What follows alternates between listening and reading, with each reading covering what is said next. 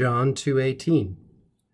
Responderunt ergo Iudaei et dixerunt ei, quod signum ostendis nobis, quia haec facis. Therefore the Jews answered and said to him, what sign do you show or do you offer to us that you do these things? So here again, we've got a direct quotation. Really, this verse is quite straightforward. We've got two third-person plural perfect active indicative verbs here. And of course, we've seen dico with ei in various forms a number of times already. Quod signum, what sign, what proof of authority do you show to us? And ostendo, ostendere, of course, often takes the dative case as here to indicate those to whom something is offered or shown.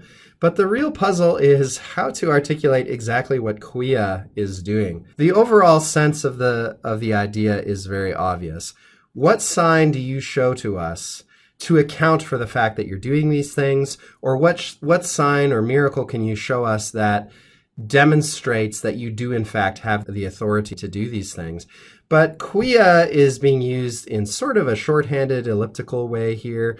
Sometimes quia can mean something like why or wherefore. Show us a sign that explains why you're doing these things, or on account of which, propter quod, on account of which you are doing things, prompted by which you are doing these things.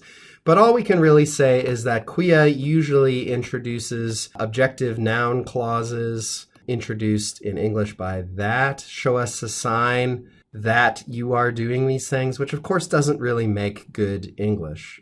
You can look at the KJV here and some other English versions just for a glimpse of how different English translations have dealt with this sentence.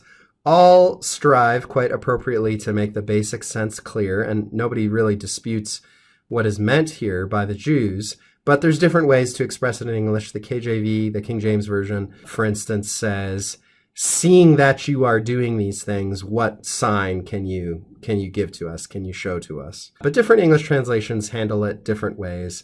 So it's, again, difficult to articulate precisely in grammatical terms how quia is being used here, but we don't need to let it worry us too much because we get the overall meaning.